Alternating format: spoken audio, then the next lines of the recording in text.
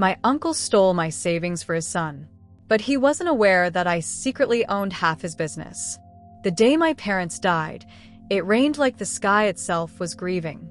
I remember standing at their funeral, 10 years old, in a black dress that wasn't mine, holding an umbrella that kept collapsing. No one fixed it for me. They were all too busy comforting each other, sharing stories about my parents that somehow never included me. I didn't cry that day. Not because I wasn't sad, but because I already knew what was coming. Even at 10, I understood that my life had just become a problem someone else would have to solve. That someone was Uncle Matthew. "Maya will come live with us," he announced at the reception, his hand heavy on my shoulder. Not a question, not even directed at me. A statement for the other adults, who nodded in relief. Problem solved. The orphan had a home. Aunt Diane squeezed my hand and whispered, "You'll be with family now." But her smile didn't reach her eyes. Their son, Adrian, my cousin, stared at me from across the room. We were the same age, but that's where our similarities ended. Adrian had his father's confidence and his mother's charm. I was alive. That seemed to be my only qualification. The Morgan family home was a sprawling colonial in the suburbs, with a manicured lawn and a 3-car garage. My bedroom was in the basement. Temporarily, Uncle Matthew said, though the boxes of Christmas decorations surrounding my fold-out bed suggested otherwise. "We'll fix it up," Aunt Diane promised, but her attention always drifted back to Adrian's needs. His soccer tournaments. His piano recitals. His future. That first night, as I unpacked my single suitcase of belongings, Adrian appeared at my door. "So you're staying forever?" he asked, leaning against the doorframe. "I guess so." He studied me for a moment, then shrugged. "Just don't touch my stuff." It was my first lesson in the Morgan family hierarchy. Adrian was the crown prince and I was something else. The spare. The afterthought. The obligation. I learned quickly how to navigate my new reality. Wake up earlier than everyone else. Finish bathroom duties before they needed it. Keep my homework at the kitchen table until after Adrian had spread his across the dining room. Take smaller portions at dinner. Speak only when spoken to. "Maya, could you help with the dishes?" Aunt Diane would ask, while Adrian disappeared to his room to practice piano or finish a science project. "Maya, fold these while you watch TV," Uncle Matthew would say, dropping a basket of laundry beside me as Adrian left for soccer practice. I became a ghost in their house. Present but not quite seen. Heard only when useful. School wasn't much better. Adrian and I attended the same middle school, but he made it clear early on that we weren't to acknowledge each other. He had his friends, popular kids whose parents played golf with Uncle Matthew on weekends. I had my books and an uncanny ability to find empty lunch tables. "Your cousin isn't very social, is she?" I once overheard a teacher ask Adrian. He shrugged. "She's weird. Always has been." The lie stung, but I didn't correct it. What was the point? In their world, Adrian's truth was the only one that mattered. By 13, I had perfected the art of invisibility. I maintained good grades, not excellent ones that might require attention or celebration, just good enough to avoid concern. I joined no clubs, tried out for no teams. I worked in the school library during lunch period, so I wouldn't have to explain why I sat alone. At home, I became indispensable in ways that were never acknowledged. I knew how to run the dishwasher, operate the washing machine, and prepare simple meals. I could clean bathrooms efficiently and vacuum without being asked. I became the family's silent infrastructure. "Maya's so helpful around the house," and Diane would tell her friends, as if she discovered a rare talent in me rather than shaped it through necessity. Meanwhile, Adrian thrived. He made the travel soccer team. He won the science fair. He was elected class president. Each achievement was celebrated with dinners out, new equipment, summer camps to hone his skills. "Adrian's going to music camp this summer," Uncle Matthew announced one night at dinner, my 14th birthday. No one mentioned the date. It's expensive, but you can't put a price on talent. I stared at my plate, pushing peas around with my fork. There had been talk earlier that year about a summer writing program I'd expressed interest in. The brochure had mysteriously disappeared from the kitchen counter. We had to put your savings toward Adrian's education. It's all for the family, Uncle Matthew said later, when I found the courage to ask. The words dropped like stones, heavy with finality. My savings. I asked, my voice small. Your parents left some money, but things have been tight. We've had to make choices. His tone suggested the conversation was over. You should be grateful you have a roof over your head, Maya. Some orphans aren't so lucky. Orphan. The word sliced through me. For years in their home, and that's still how they saw me. That night, I cried for the first time since the funeral. Not because of the money, though that hurt too, but because I finally understood my place in this family. I wasn't just the spare. I was the sacrifice. The next morning, I woke up early as usual. I made breakfast for everyone, packed lunches, and straightened the living room. But something had changed. A small, hard seed had taken root inside me. As I watched Adrian leave for school, his expensive backpack slung carelessly over one shoulder, my uncle's car purring in the driveway, I made myself a promise. I would survive this. I would find a way out. And someday, they would remember my name. I just didn't know then how spectacular that remembrance would be. The years passed like seasons, predictable in their patterns, relentless in their progression. I grew taller, quieter, more observant. By 16, I had mastered the art of being useful without being noticed. I cleaned without leaving evidence of my presence. I cooked meals that appeared as if by magic. I existed in the negative spaces of the Morgan household, the gaps between conversations, the silence after Adrian's achievements were celebrated. I also started keeping records. It began with an offhand comment from Mrs. Whitman, my English teacher, after I submitted an essay about my parents. Your father was a brilliant businessman, she said. He built that shipping company from nothing. Such a tragedy, what happened? I nodded as if I knew what she was talking about. The truth was, no one had ever told me what my father did for a living. In the Morgan household, my parents were ghosts, mentioned only when necessary, their lives before death condensed to Maya's parents and nothing more. That night, I searched my father's name online. James Henderson, co-founder of Horizon Logistics. Articles about innovation in supply chain management. A small feature in a business magazine with a photo of my father shaking hands with Uncle Matthew. My hands trembled as I scrolled through more search results. My father hadn't just been successful, he'd been wealthy, which made no sense given what Uncle Matthew had told me about my modest inheritance being depleted. I printed the articles at school and hid them between my mattress and box spring. Every night, I'd reread them, piecing together a different version of my past than the one I'd been fed. By 17, I had a secret notebook filled with questions and discrepancies. Why did Uncle Matthew drive a new car every 2 years if money was tight? How could Adrian attend an elite private high school when there was supposedly no money left for my education? And why did they both get nervous whenever I mentioned my parents' names? I began to volunteer to help with household paperwork, to learn responsibility. I explained to Aunt Diane, who was happy to offload the tedious task of sorting mail and filing documents. In the family office, I discovered bank statements, tax returns, investment reports. I couldn't access everything, but I learned enough to know I was being lied to. There had been an education fund in my name. It had held over $200,000. And according to the records I found, it had been emptied 3 years ago, right around when Adrian started at Westlake Academy, with its $50,000 annual tuition. I said nothing. Not yet. I needed more information, more certainty. I kept cleaning, cooking, existing in the periphery. I worked weekends at a coffee shop, saving every dollar in a bank account Uncle Matthew didn't know about. I maintained good but not great grades, careful not to draw attention or expectations. And I watched. I observed how Uncle Matthew checked his watch during my high school graduation while he'd taken the day off work for Adrian's soccer championships. I noticed how Aunt Diane bought Adrian a car for his 18th birthday while I received a $50 gift card to a bookstore. You're so independent, Maya, she said, as if this were a compliment rather than the result of years of neglect. 3 weeks after I turned 18, Uncle Matthew called me into his home office.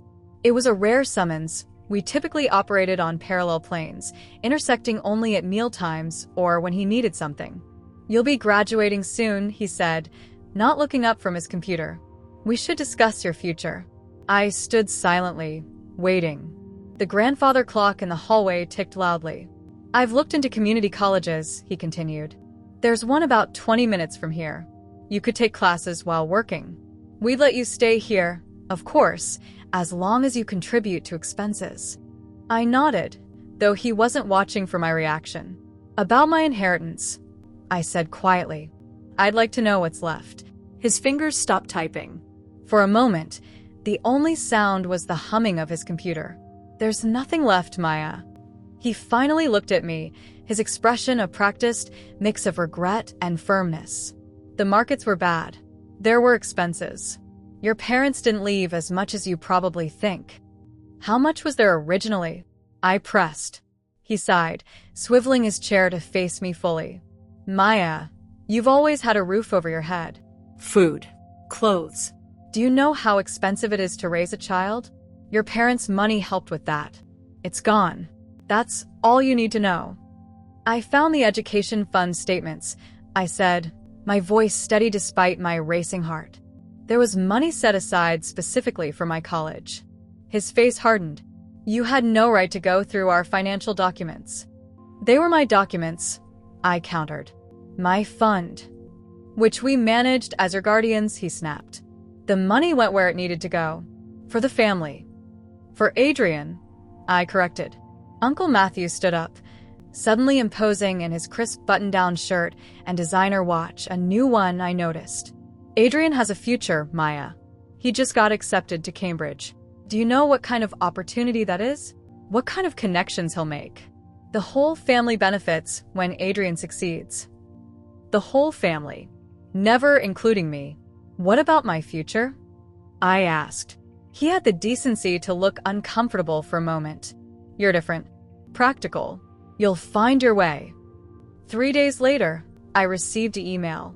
Adrian had been accepted to Cambridge University's business program. The family celebration dinner was elaborate: champagne, steaks, a custom cake. As everyone toasted to Adrian's bright future, Uncle Matthew made an announcement. "We've secured an apartment for Adrian in Cambridge," he beamed, "and a car for him to use while he's there. Nothing but the best for our son." I excused myself early, claiming a headache. In my basement room, I opened my laptop and began a new search. Not for information this time, but for answers. For justice. Uncle Matthew thought I'd move on, accept my lot. I wouldn't. Instead, I started digging. And what I found would change everything. Life after high school unfolded exactly as Uncle Matthew had planned. I enrolled in community college, taking night classes while working 3 jobs during the day. Barista in the mornings, administrative assistant in the afternoons, and waitressing on weekends. My schedule left little room for sleep, let alone a social life, but that suited me fine. I was saving every penny, plotting my escape from the Morgan household. Meanwhile, the family's attention remained fixed on Adrian's grand European adventure. Weekly video calls from Cambridge dominated Sunday dinners. His stories of exclusive parties and networking events with the children of CEOs and diplomats were met with rapturous attention. Adrian's been invited to the Rothschild Summer Gala, Aunt Diane announced one evening, her voice reverent as if sharing news of a royal coronation. I silently calculated how many double shifts I'd need to cover my textbooks for the upcoming semester. In my rare moments of free time, I continued my research into my parents' affairs. The more I learned about my father, the more confused I became. James Henderson had been successful, very successful. So where had all his money gone? The answer came from an unexpected source on a rainy Tuesday in October.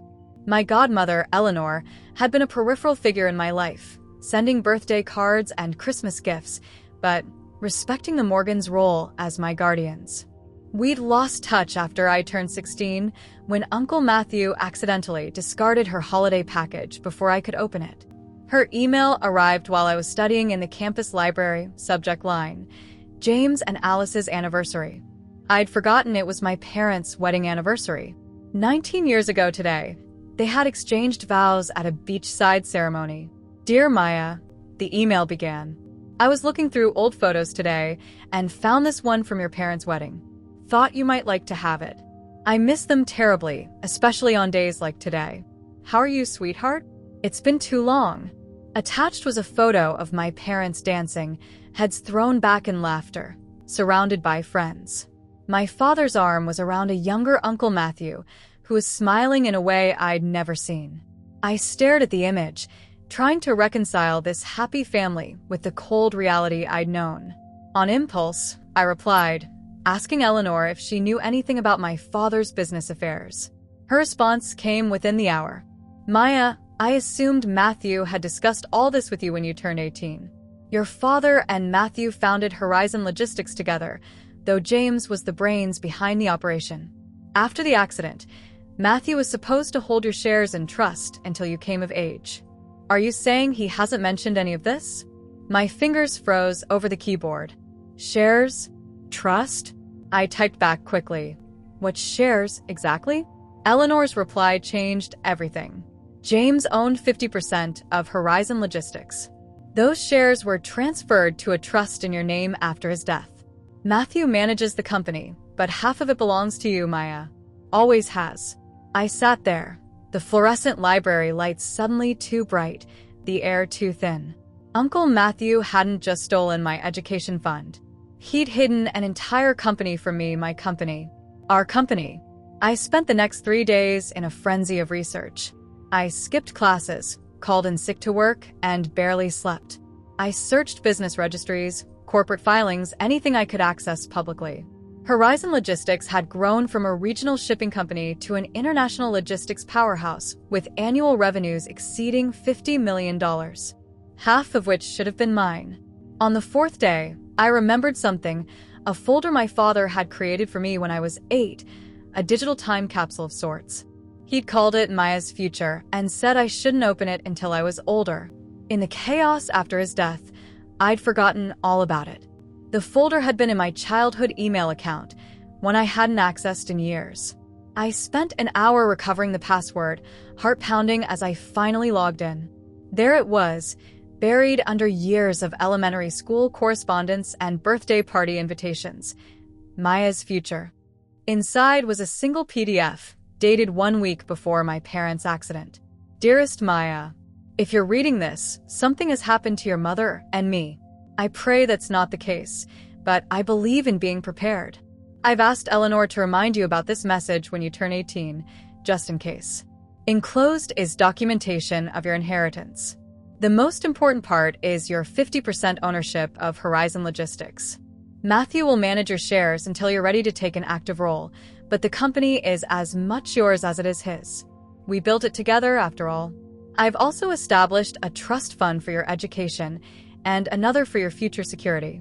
The details are all here, along with the names of the trustees and attorneys who can help you navigate this if needed. Whatever happens, know that your mother and I love you more than anything in this world. We believe in you. Your future is bright, filled with possibilities we can only imagine. All my love, Dad. Attached were scanned documents, the shareholder agreement with my name clearly listed, trust fund details, even instructions for accessing a safety deposit box I never knew existed. My hands shook as I forwarded everything to my personal email and printed copies at the library. For 8 years, Uncle Matthew had lied to me. He'd taken my education fund. He'd hidden my rightful ownership of a multi-million-dollar company. He treated me like a burden while living off my inheritance. I leaned back in the uncomfortable library chair, mind racing. Adrian's elite education, the family's luxurious lifestyle, Uncle Matthew's expanding business empire. All of it had been built on what was rightfully mine. Anger washed over me in waves, but beneath it was something stronger, determination. I wouldn't confront Uncle Matthew immediately. That would be short-sighted, emotional. He was too powerful, too connected. I needed leverage, evidence, a perfect plan. I pulled out my phone and Googled corporate law and shareholder rights. Then I emailed Eleanor. I need a good attorney and a job at Horizon Logistics. The company that had funded Adrian's entire lifestyle was half mine, and they had no idea I was coming for it. I was never just the spare. I was half the empire. Camila Torres, I said, extending my hand to the HR manager at Horizon Logistics. Thank you for considering my application. My new identity had cost me $200 at a print shop and countless hours perfecting a resume that was impressive enough to get an interview, but not so remarkable that it would draw undue attention. Brown contact lenses, hair dyed from blonde to dark brown, and thick-framed glasses completed my transformation. 8 months had passed since I discovered the truth about my inheritance. 8 months of carefully orchestrated moves on a chessboard only I could see. Your temp agency gave you excellent references, the HR manager said, scanning my fabricated work history. We need someone discreet who can handle confidential materials without gossip. I smiled. Discretion is my specialty. 2 days later, I started as an administrative assistant in Horizon's HR department. The company headquarters was a gleaming 12-story building in the financial district, a far cry from the small warehouse operation my father had started with Uncle Matthew 20 years ago. No one recognized me. Why would they? The Morgans had kept me hidden from company events, and the few employees who might have met me years ago saw only Camila Torres now. Efficient, unremarkable, invisible in the way only support staff can be. My plan was simple: learn everything, document everything, and when the time was right, strike. I established myself as the perfect employee, arriving early, staying late, volunteering for tedious filing projects that gave me access to sensitive information. I befriended the IT support staff, who eventually granted me broader system access to help with the quarterly audit preparations. At night, I returned to my tiny studio apartment, walls covered with notes and flowcharts mapping the company's structure. Horizon had grown exponentially under Uncle Matthew's leadership, but his methods were increasingly questionable. Cost-cutting measures that skirted safety regulations, suspicious contracts with shell companies, executives hired based on connections rather than qualifications. And, at the center of it all, Adrian. My cousin had returned from Cambridge with a business degree and an even greater sense of entitlement. Uncle Matthew had immediately installed him as Executive Vice President of International Development, a title created specifically for him, with a salary that made seasoned executives whisper in the break room.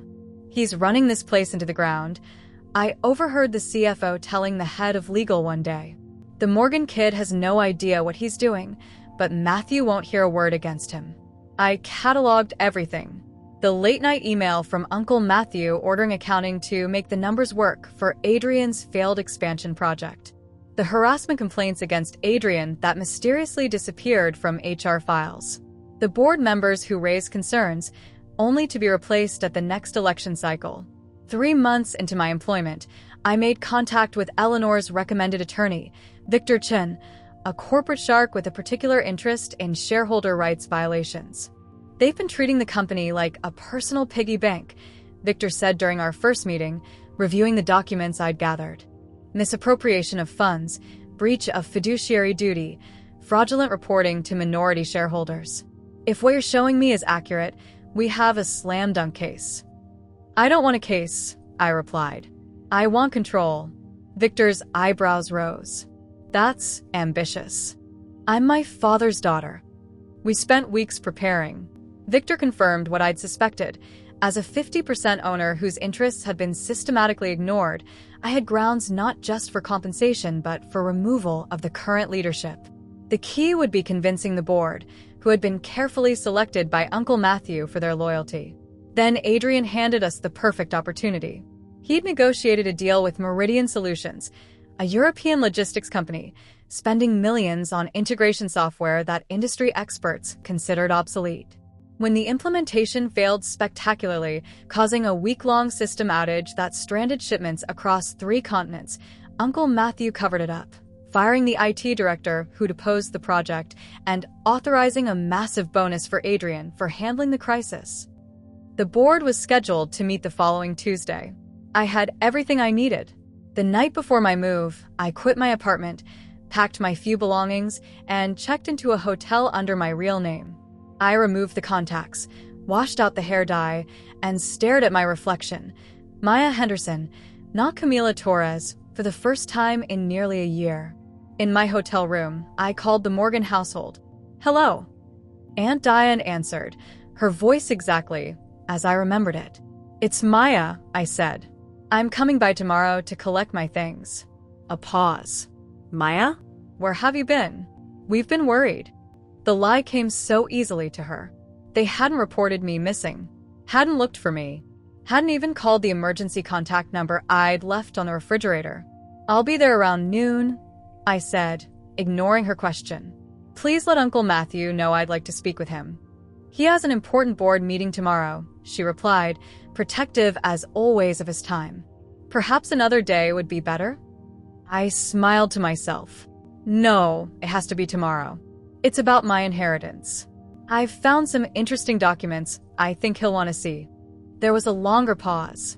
"I'll let him know." That night, I didn't sleep. I reviewed my notes one final time, checked that my navy blue suit was perfectly pressed, and rehearsed what I would say. Not out of nervousness, but precision. This moment deserved my absolute best. Years of being overlooked, underestimated, treated as an afterthought had taught me patience. Years of watching Adrian fail upward had taught me the value of actual competence. Years of being the family ghost had taught me how to observe unnoticed. They'd forgotten who I was. Tomorrow, they would remember. Let them think I'm powerless for one more day. Board meetings at Horizon Logistics were held in a sleek conference room on the top floor, with floor-to-ceiling windows offering panoramic city views. I'd never been inside. Administrative staff like Camila Torres weren't invited to such proceedings, but I knew the layout from building schematics. I arrived at 9:45 a.m., 15 minutes before the scheduled start. Victor Chen walked beside me, briefcase in hand, his expression professionally neutral. The security guard at the front desk did a double-take when I gave my name. "Maya Henderson," I repeated calmly. "I believe I'm expected." A flurry of phone calls followed. I waited patiently, watching confusion spread across the guard's face as he received instructions. Finally, he printed a visitor badge. "Mr. Morgan says to send you up," he said, bewilderment evident in his voice. The elevator ride was silent. Victor reviewed notes on his tablet while I centered myself, breathing deeply. 8 years of being invisible. 8 years of quiet rage. Today it would end. When the elevator doors opened, Uncle Matthew was waiting, his expression a careful mask of concern. "Maya," he said, stepping forward. "This is unexpected. I thought we were meeting at the house later." I met his gaze steadily. I thought this would be more appropriate, given the circumstances. His eyes flicked to Victor, then back to me. "The board is about to meet. This isn't a good time for a family discussion." "Oh, but it is," I replied. "Since I'm a primary shareholder, this seems like exactly the right time." The color drained from his face.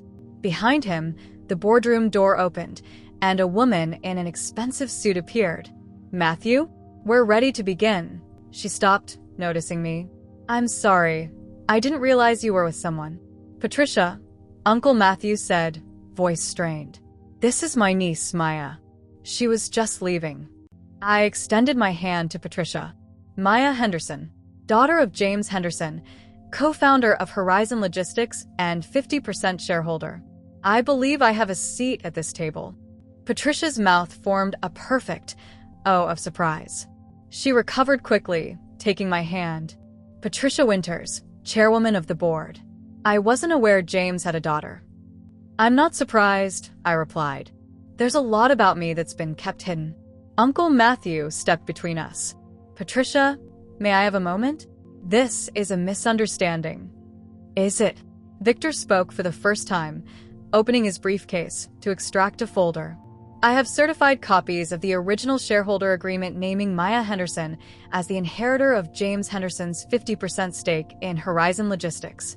I also have documentation of a trust established for her benefit that appears to have been mismanaged." Patricia looked from Victor to me to Uncle Matthew, her expression hardening. "I think we should continue this conversation inside." The boardroom fell silent as I entered. 10 people seated around a massive table, all staring. And at the far end, lounging in a leather chair with a bored expression that quickly morphed into shock, Adrian. "What is she doing here?" he demanded, straightening. Patricia took charge. "Everyone, this is Maya Henderson, James Henderson's daughter. She's making a claim as a 50% shareholder in Horizon Logistics." The room erupted in murmurs. Uncle Matthew raised his voice over the din. "This is absurd. These claims are completely unfounded.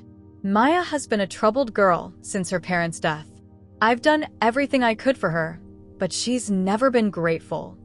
Shall we examine the evidence before making character assessments?" Victor interrupted smoothly, distributing documents to each board member. What followed was the most satisfying 45 minutes of my life. Victor methodically presented the shareholder agreement, trust documents, and financial records showing systematic diversion of company funds for personal use. He outlined the pattern of nepotism that had placed Adrian in his unearned position, the retaliatory dismissals of employees who questioned decisions, and the cover-up of the Meridian Solutions disaster. Throughout the presentation, I remained composed, answering questions clearly and directly. Years of being underestimated had prepared me for this moment. I knew the company's operations better than anyone in the room, including Uncle Matthew. "This is all very concerning," Patricia said when Victor finished. "Mr. Morgan, do you dispute the authenticity of these documents?" Uncle Matthew's face had turned an alarming shade of red. "This is a family matter that's being blown out of proportion. Of course, Maya has certain entitlements as James's daughter, but the operational decisions were made without consulting a major shareholder," Victor finished, "in direct violation of fiduciary duty." Adrian, who had been uncharacteristically quiet, suddenly slammed his hand on the table. "This is a joke, right? She shows up with some ancient paperwork and expects to take over? I've been working here for years. What has she ever done?" I turned to face him directly. "I've been working here for the past 8 months, Adrian, as Camila Torres in HR. I've documented every mistake you've made, every complaint filed against you, every failed project that your father covered up." The blood drained from his face. "What?" That's impossible." A board member I recognized as the CFO leaned forward. "Are you saying you were working here undercover?" "I was working at the company I partly own," I corrected, "learning its operations before making any claims. I wanted to understand what I was fighting for." Patricia cleared her throat. "I suggest we take a brief recess to consider next steps." "What's there to consider?" Adrian snapped. "She abandoned the company for years, and now she wants to swoop in and—" "I was never informed of my ownership," I interrupted calmly. "I was told my inheritance was depleted. Meanwhile, it was funding your education, your lifestyle, your position here. A position you've demonstrably failed at, costing this company millions." The boardroom fell silent again. Uncle Matthew stared at me with a mixture of rage and something else, respect, perhaps, or fear. "I move to recognize Ms. Henderson's rightful position as a 50% shareholder," said an older board member who had been quietly observing. "And given the evidence presented, I further move to remove Matthew and Adrian Morgan from their executive positions pending a full audit." Patricia nodded. "Those in favor?"